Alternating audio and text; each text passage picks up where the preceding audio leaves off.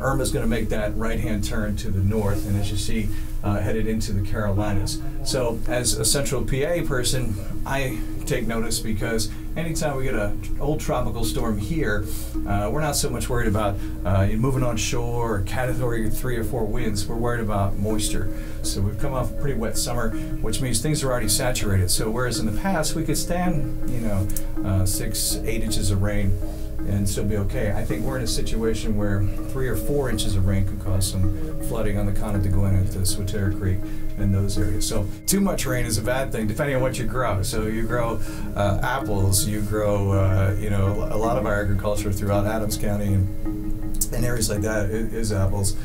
So obviously there's some crops that benefit from that, and there's some crops that don't. So does it affect? Absolutely. Our farmers live and die, but at the same time, if you grow grapes, you want cool, dry conditions, and that's one of the biggest industries in Pennsylvania, or growing industries, I should say, is vineyards and grape growing. And they get a season like this, they're like, oh, we hate it. It's too much water. Everything's always the worst it's ever been. I've never seen this before, and we have very short weather memories. We went through a couple of decades where things were not so active. I mean, you go from 2005 was off the charts. We ran out of letters for the names. We had to go to alpha and beta, so we had so many storms in 2005. Then you go through this 12-year drought, we call it. It was a tropical system drought.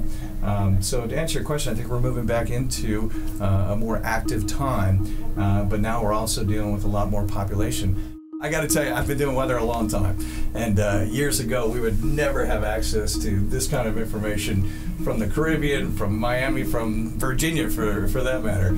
It was pretty much we focused just on our backyard. So it's exciting to us as meteorologists to, here we are a week out talking about rain that's coming this time next week or 6 days away, and we're able to do that. So the technology is the biggest thing. Any person watching this here on PennLive can click on any numerous amount of websites and get the same information. And that's why I always say what we're careful about as meteorologists is it's part art, part science. So, a person can look at this and go, oh yeah, sure, that's where it's going. But it's experience over time that allows us to be better forecasters.